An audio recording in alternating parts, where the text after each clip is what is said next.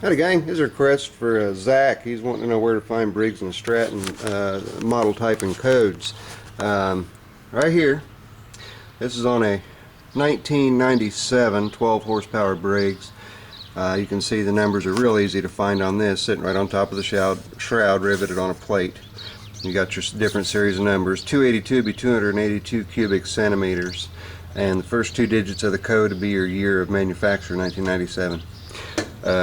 That's one of the easier ones to find. Now we're going to skip on over here. Here's an old 1930s, possibly 1940s model WI. It has an identification badge on it. Same thing, you got model type and serial number.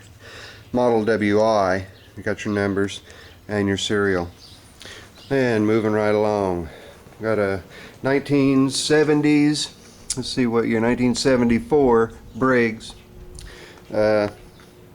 3 horsepower, easy spin, horizontal shaft, and its numbers are stamped in the housing, and they're hard to see, but they're right there, okay, right next to this sticker. And it did say model, type, and code. Now it just says wipe and code, but your numbers are right there. It gives you your cubic inch displacements, 80 cubic inches, and your type and your code. 1974's first 2 digits.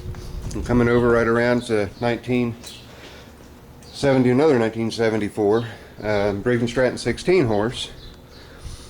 And to find the numbers, first thing you should do is just look at the blower shroud, blower housing. Just keep looking around that blower housing. Look on all sides of it, because they've put them in all different areas for various years and various applications to where it can be easily found. This particular one's underneath the starter generator. And same thing, got your type code, or model type and code. And again, this one is a 326 cubic centimeter and made 1974. So there's that. I'm going to move on over to another engine. Okay, this is 1964 Briggs 23D. It still has a riveted on plate right here. 23D type serial number. Serial number on the 64s and older do not apply to the year. They started doing that year system, I believe, in 66. It might have been 65, but I think 66. So that's that. There's 23D. So there's another place you can look, and as you can see, it's on the opposite side of the blower housing. Okay. Now there's a Model 5S 1950s engine. Same thing. It is riveted to a part of the blower assembly, but not the blower housing itself. Here's the blower housing. Okay, and it's mounted right here. Moving on over. Another Model WI. This is a Sears Model WI type of it's a 500 according to Sears. And its tag again, this one happens to be screwed on. So screwed on tag, and it's screwed onto the blower housing. So it just goes to show you, you never know where you're going to find these tags, but they should be close to the blower housing or easily accessible on the engine somewhere. And here's a Model WY, or a Model Y, and it is screwed to the blower housing. Okay, now we're going to move along. Here's a 8 horsepower vertical, and its numbers are model, type, and code. I'll get my model, type, and code, and it's real hard to see because the front of this blower housing is a little bit rusty, but this was made 1971. You can see it's right on the top of the blower housing, right above the spark plug. And moving on down, here's my old 9 horse on the floor fire department. It is right below the carburetor on this one.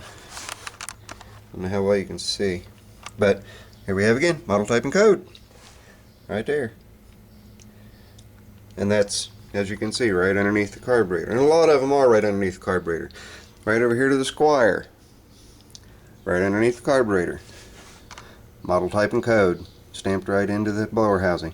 So if your sticker's missing and your numbers are there, it's always going to be model, type, and code. Model, type, and code if the numbers are stamped in the blower shroud. Then over there, the 8 horse on that, numbers are in the same place, stamped in the blower housing right there.